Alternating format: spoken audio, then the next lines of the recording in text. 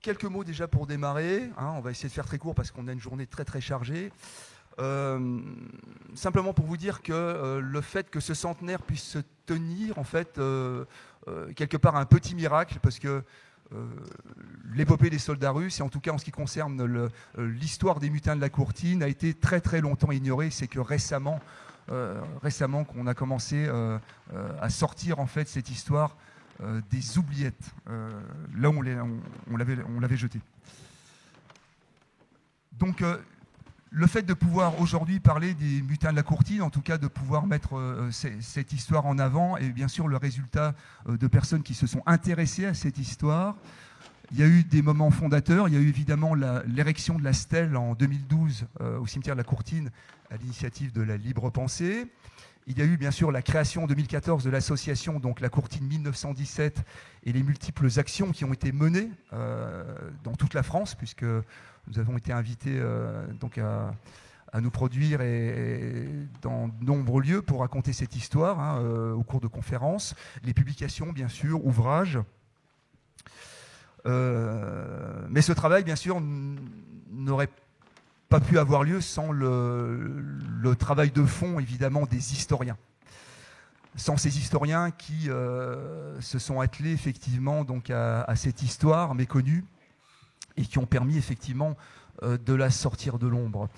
Et nous avons la chance d'avoir ces historiens aujourd'hui, donc qui vont être les intervenants tout au long de cette journée.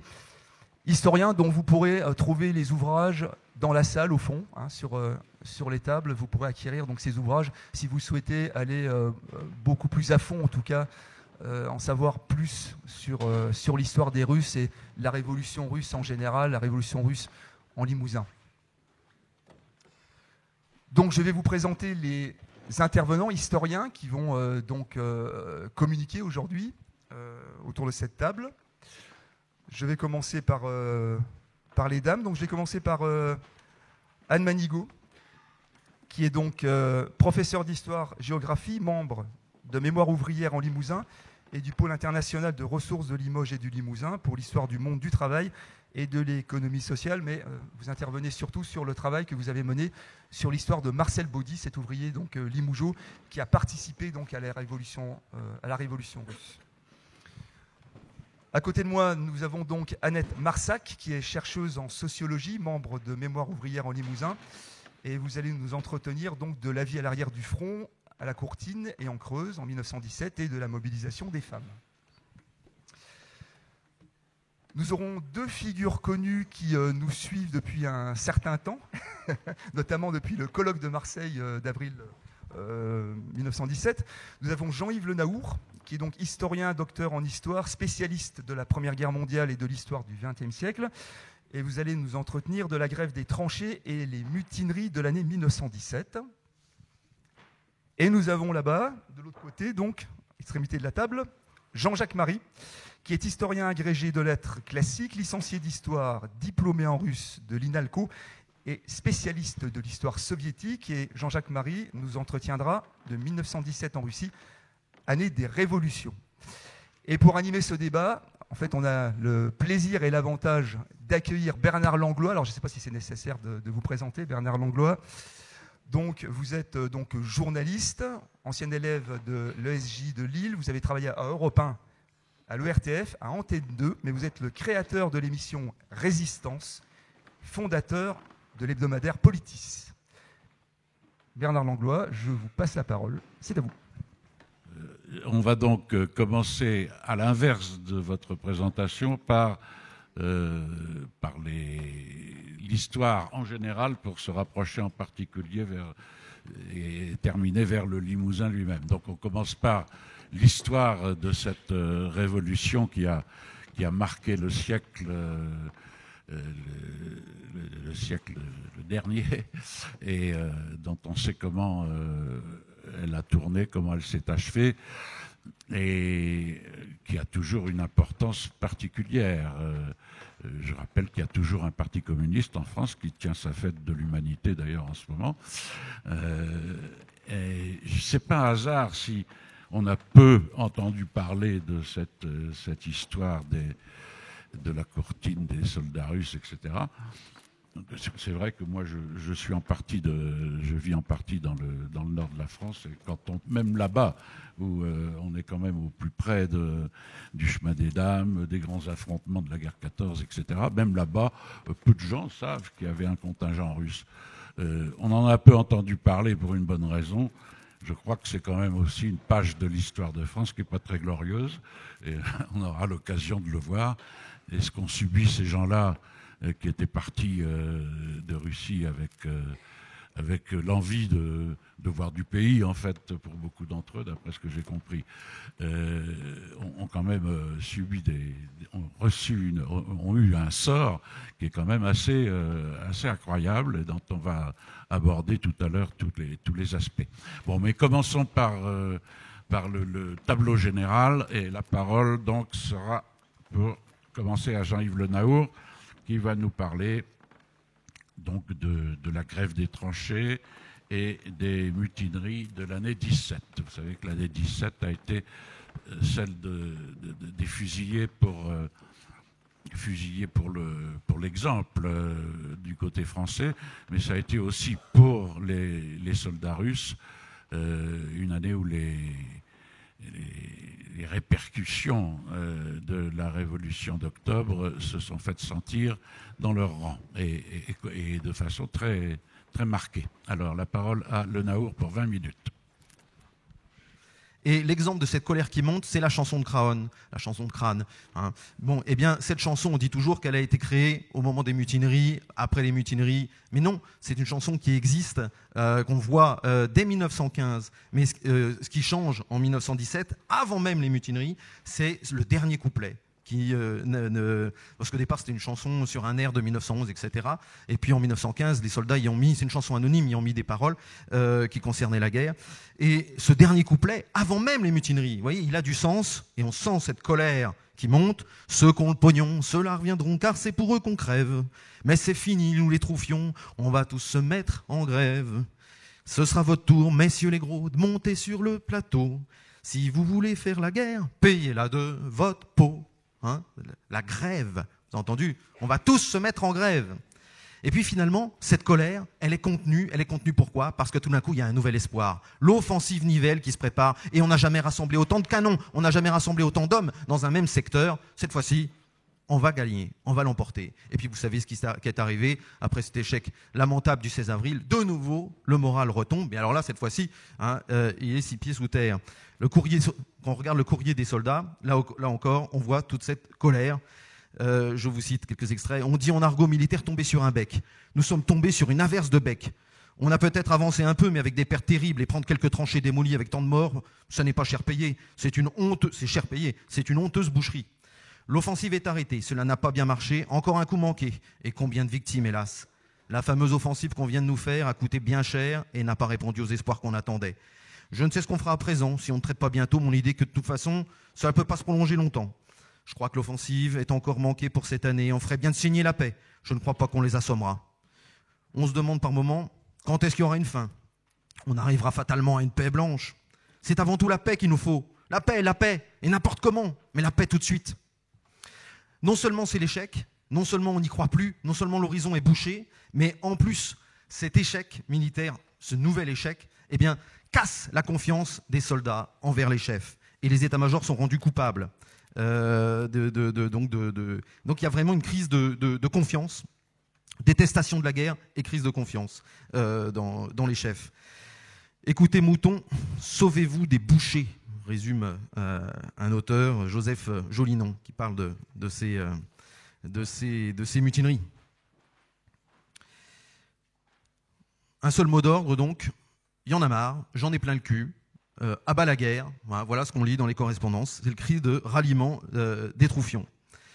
Tout ce que l'on veut, c'est la paix, se débiner de ce sale fourbi, la paix, non la victoire. La victoire, on s'en fout, ils commencent tous par nous barber avec leur victoire et leur Alsace-Lorraine.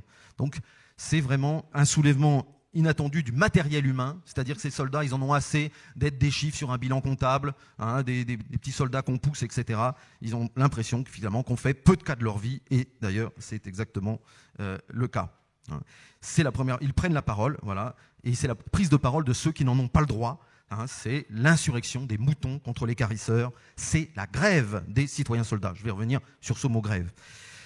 Alors, diversité des mutineries, ces mutineries sont très diverses et difficiles de les résumer parce que certaines peuvent durer quelques dizaines de minutes. Une grève des bras croisés, on dit allez hop, vous prenez vos sacs, on remonte, hop, les mecs, ils croisent les bras, ils refusent de mettre les sacs à dos et d'obéir. Bon, et ça peut durer plusieurs jours. Le maximum de la plus longue mutinerie, c'est 8 jours au camp de Mourmelon. Certaines peuvent être violentes avec des insultes envers les officiers, des coups. Hein. Le 1er juin, à Villers-en-Tardenois, on a arraché les étoiles du général Bulot en lui criant « assassin ». Mais la plupart sont pacifiques.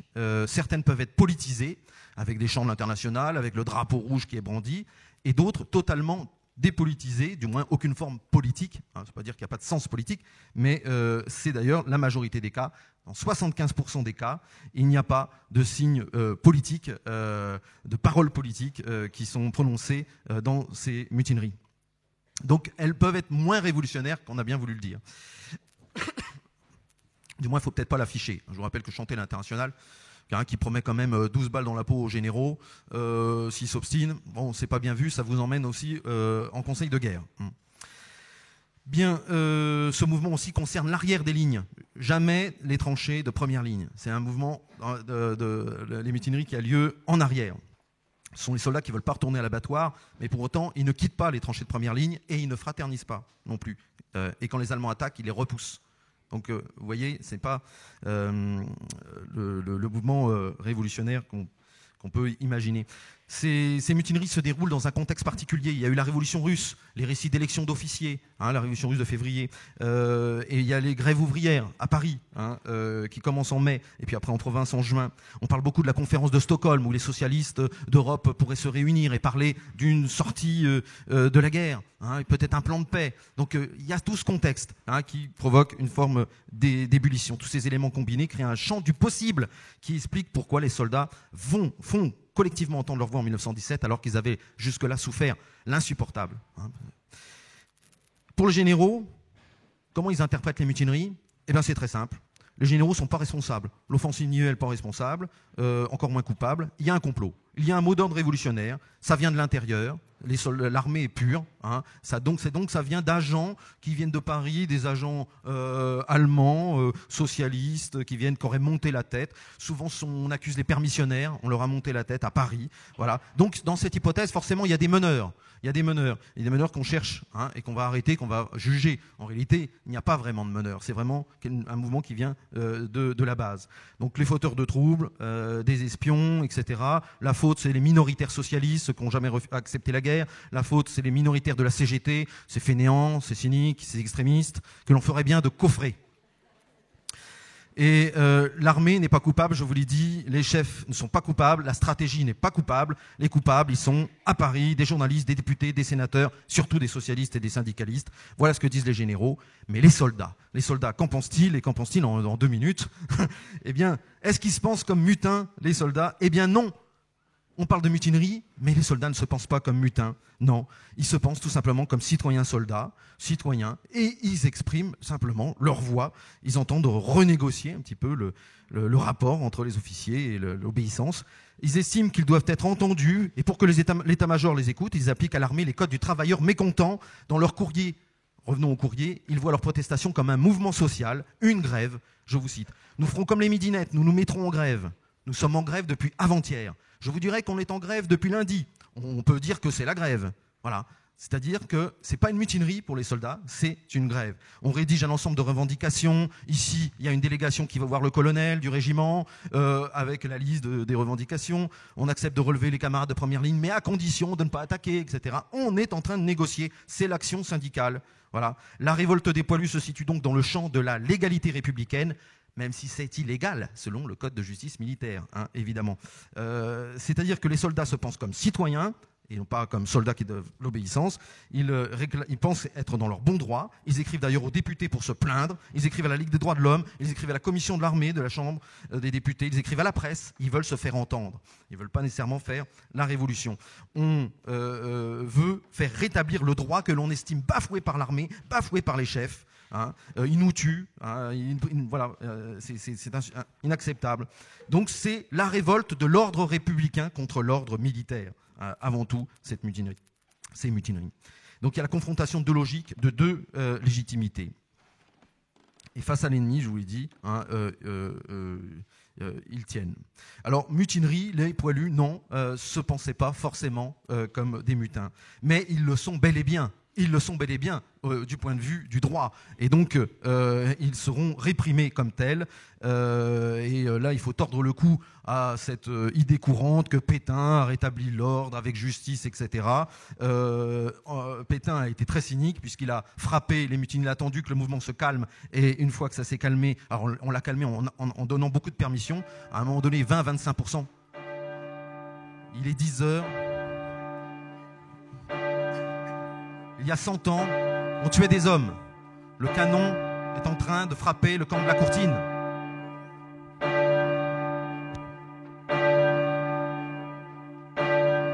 « 16 septembre 1917. Il y a exactement 100 ans. 10 heures sonnaient au clocher de la petite église de la Courtine quand explosaient les premiers obus de 75, tirés sur les mutins, retranchés, encerclés dans le camp militaire de la Courtine.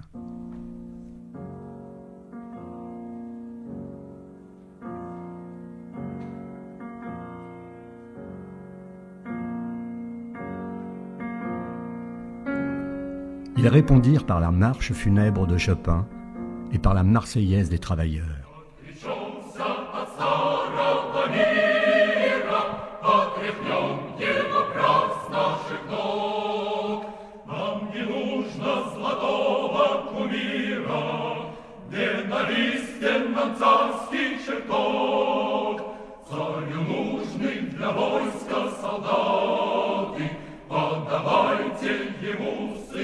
C'était il y a 100 ans, dimanche 16 septembre 1917.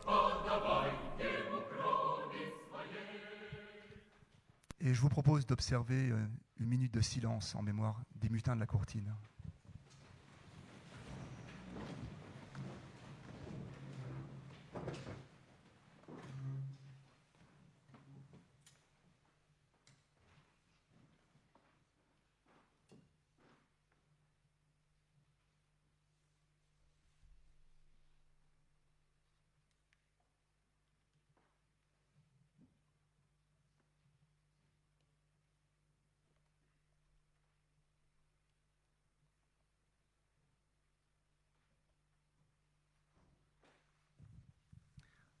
Je vous remercie. Et je remercie aussi Nicolas Gauthier de l'association de reconstitution du Poilu de la Marne, qui a accepté de se déplacer et de rehausser par sa présence, de donner un peu de chair, en tout cas au souvenir de ces soldats. Merci Nicolas.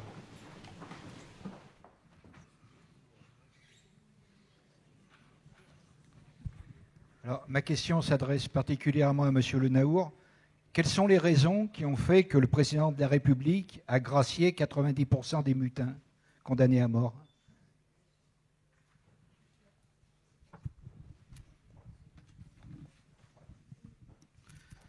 Sous la 3e, comme sous la 4e, comme sous la 5e République, le droit de grâce est personnel et le président est seul face à sa conscience et ne s'explique jamais sur son choix. Donc, on ne peut pas savoir. Maintenant, si on replace un petit peu dans l'histoire, il faut bien avoir à l'esprit qu'en 1914, en août 14, pour aller vite, pour faire des exemples, pour aller vite, eh bien, il fallait supprimer un certain nombre de garanties de la défense, garanties de droit. Alors, par exemple, on pouvait faire appel dans le Conseil de guerre. Évidemment, si vous faites appel, ça va retarder, d'autant la sentence, et quand vous fusillera, les troupes auront bougé, on ne saura plus pourquoi on vous fusille, donc il faut agir vite. Et donc Joffre a demandé à ce qu'au ministre de la Guerre, donc au gouvernement, à ce qu'on supprime par décret le droit de faire appel. Donc on a supprimé en août le droit de faire appel. Ensuite, il y a aussi quelque chose qui est long, c'est l'instruction. Il faut instruire. Or, dans les cas de flagrant délit, on pourrait très bien supprimer l'instruction. Ça irait plus vite, parce que sinon, il faut des témoins, etc. Alors qu'on est en manœuvre, on est en bataille, etc. Il faut faire venir... C'est long, hein, comme appareil. Donc, on va supprimer l'instruction. Et à la fin, le 1er septembre 1914, toujours par décret, 1er septembre 1914, le droit de grâce lui-même a été supprimé, parce que si on a le droit de demander le droit de grâce, ben alors ça va retarder d'autant. Il faudra que le président qui est parti à Bordeaux, il examine le dossier, qu'il reçoive les avocats, ça va retarder des semaines et des semaines l'exécution. Donc on a supprimé, enfin on n'a pas supprimé, on a suspendu le droit de grâce par décret. Et tout cela a ouvert la porte à un certain nombre de crimes, d'erreurs judiciaires, mais il faut appeler erreurs judiciaires par son nom. Et 50 fusillés ont été réhabilités entre 1915 et 1935. Il n'y en a plus eu un seul depuis 1935. Et puis, et donc oui, il y a eu des députés qui sont manifestés parce qu'on leur a écrit en disant c'est scandaleux, pour ceux de Vingré par exemple, de Fliret, les députés de Limoges sont allés voir Poincaré au printemps 1915. Ils sont allés voir le président, ils ont dit c'est la guerre. On ne peut pas mettre le commandement en accusation. Il faut avoir confiance dans son armée. Si les Français n'ont plus confiance dans leur chef, ça va être la crise. Donc ils sont allés voir. Ils n'ont pas fait de manifestation de presse. Ils sont allés voir le président de la République en lui disant il faut que ça cesse. Voilà. Et puis, ils ont repris le pouvoir qu'on avait laissé à l'armée. En décembre 1915, les députés ont voté à l'unanimité dans une chambre où il y a des royalistes et puis une extrême gauche. Bon, et ben, à l'unanimité, ils ont voté la fin de ces lois d'exception et on est revenu au code de justice militaire qui était déjà bien assez sévère. 5 juges votant la majorité de 3 contre 2, avec droit de faire appel, avec droit de grâce, voilà, et avec instruction.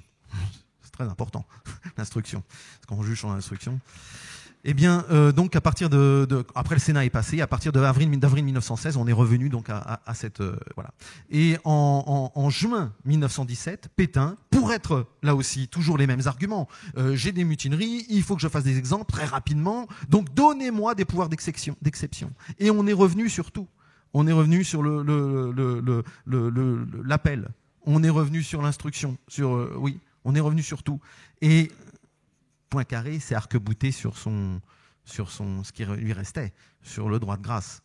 Mais Pétain a été très dur. Parfois, dans les mémoires de Painlevé, qui était ministre de la guerre à l'époque, il raconte qu'à 3 heures du matin, il va réveiller Pétain parce qu'il a mauvaise conscience et il le prie de surseoir à une exécution, de ne pas exécuter cet instituteur, etc. Et Pétain est inflexible. Donc c'est pas du tout ce que la mémoire nous en a laissé, bien souvent. Voilà, donc on ne peut pas savoir pourquoi Poincaré gracie, mais c'est la prééminence du pouvoir politique sur le pouvoir militaire. Alors, il gracie à 90%, mais il laisse quand même un certain nombre de cas. Bon, il a laissé des mémoires où parfois, effectivement, sur un cas ou deux, il peut s'exprimer, mais c'est assez rare. Voilà, ce qu'il veut marquer, c'est le politique domine le militaire. Non, je voulais ajouter un petit quelque chose sur les mutineries et la répression. Bon, je pense que Painlevé, d'accord, mais il se donne aussi le beau rôle dans ses mémoires. C'est le rôle des mémoires de s'écrire sa propre histoire par rapport à Pétain et d'apparaître comme un humaniste par rapport au pouvoir militaire. Je crois qu'il y avait quand même des raisons politiques aussi. D'abord, il ne faut pas oublier que ceux qui ont été graciés, c'est pas parce qu'ils n'ont pas été fusillés qu'il n'y a pas eu des peines très très lourdes de prison, 10 ans, 20 ans, des peines de déportation dans les colonies, et pour certains pendant très longtemps, et qui n'ont pas bénéficié des mesures d'amnistie de l'après-guerre. Et pour ça, c'était l'essentiel quand même pour le commandement et les autorités, qu'elles soient politiques ou militaires, c'était quand même étouffer dans l'œuf ces révoltes. Et ils ont, je crois, tenu compte aussi des sentiments des soldats, et je crois qu'ils n'ont pas voulu non plus aller trop loin par des mesures de répression du type exécution massive pour ne pas provoquer. De ce point de vue-là, je ferais provoquer une révolte armée, en tout cas le trop-plein. Et de ce point de vue-là, la révolte des soldats russes, elle est un petit peu exemplaire aussi, parce que le même Pétain, en accord avec les autorités politiques, a fait le choix de ne pas désarmer les soldats russes quand ils se sont révoltés sur le front français, parce qu'ils étaient une troupe constituée. Et ils écrivent que si on essaie de leur prendre les armes, ça va faire une révolte armée sur le front et ça aura des conséquences dramatiques. Donc je crois qu'ils ont, y compris un certain nombre d'officiers qui n'ont pas signalé des cas de mutinerie ou des cas de refus d'obéissance, etc., en ne voulant pas, en se rendant bien compte qu'ils ne pourraient même plus commander leurs propres troupes s'il mettait en accusation des soldats. On est dans un moment quand même de flottement et un moment où les autorités vont tenir compte de cette situation particulière. C'est intéressant parce que Rémi là vous nous donne le point de vue militaire. On va peut-être pas trop frapper parce que sinon on risque de rallumer le feu qui est en train de s'éteindre. Alors il faut frapper, hein, bien sûr, parce que dernier mot ça reste à l'armée. Ils ont désobéi. Hein, on peut pas faire comme si rien ne s'était passé. Mais moi je vous donne le point de vue politique, c'est-à-dire Poincaré, il surveille le Parlement et il n'a pas envie non plus que les députés et les sénateurs qui savent ce qui s'est passé, hein, si les Français ne savent pas, et qui savent aussi les erreurs du haut commandement, que les députés et les sénateurs se braquent contre lui et qu'il y a une majorité autour de Caillot, par exemple, qui soit pour la paix de compromis. Hein. Donc il faut chacun surveille finalement son petit précaré. Alors Clémenceau dans tout ça, Clémenceau, il est là le 16 avril, le 15 avril, il est à l'état-major du général Michelet, Alfred Michelet, qui est chargé d'attaquer en plein centre, et il est là et il observe la défaite. Il observe la défaite avec plusieurs parlementaires, il voit les troupes reculer, il voit que les blessés ne sont pas pris en charge, et quand il revient au Sénat, au sein de la commission sénatoriale de l'armée, comme c'est à huis clos, hein, on peut dire absolument tout ce qu'on veut, il dit les pires horreurs sur le commandement. Il critique le commandement, il critique le service de santé, hein, qui n'a pas prévu l'évacuation des blessés, etc. Autant de blessés. C'est normal parce qu'on devait faire 10 km en 48 heures et finalement on a fait 500 mètres.